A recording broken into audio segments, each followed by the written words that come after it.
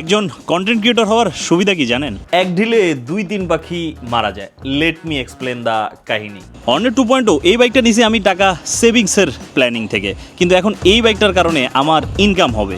এই যে যেমন ধরেন এই বাইকটাতে আমি যদি এখন কোনো পারফরমেন্স আপগ্রেড করতে চাই, পারফরমেন্স আপগ্রেড করবেন মানেই ইমোটো বাজারে আসতে হবে।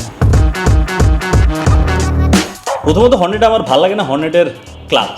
হর্নেটের ক্লাচ অনেক বেশি স্মুথ, কিন্তু এটার যে ক্লাচ লিভারটা সেটা খুবই পুয়ার কোয়ালিটির। সমাধান হচ্ছে E2 ক্লাচ, স্মুথনেস এবং প্রিমিয়ামনেস দুইটাই পাবেন। দ্বিতীয় জিনিস হচ্ছে হর্নেটের এক্সেলারেশনটা বাড়াইতে হবে। সমাধান হচ্ছে racing plug, coil, plug cap. Next যে জিনিসটা আপগ্রেড করবো সেটা হচ্ছে হর্নেটের ব্রেকিং। হর্নেটের ব্রেকিং নিয়ে কমপ্লেন করার মতো সুযোগ নাই, তবে আরেকটু আপগ্রেড করার তো সুযোগ আছে। সমাধান হচ্ছে আফটার মার্কেট ব্রেক প্যাড। এর সাথে দরকার আছে মাস্টার সিলিন্ডার আর হোস পাইপও, যেগুলো ব্রেকিং ইমপ্রুভ করার জন্য অনেক বেশি কার্যকরী। তবে বাবু ভাই বললো আমার একটু ধৈর্য ধরতে, কারণ আরও ভালো ব্র্যান্ডের কিছু ভালো প্রোডাক্ট আসতেছে।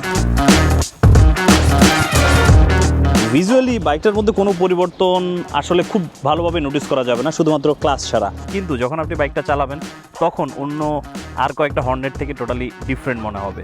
In terms of throttle response, in terms of breaking response and in terms of যে ক্লাচ লিভারের কোয়ালিটি। তবে এখানে একটা সংবিধিবদ্ধ সতর্কীকরণ ব্রোজ, অপ্রয়োজনে কোনো কিছুতে আপনার টাকা খরচ করার দরকার নেই।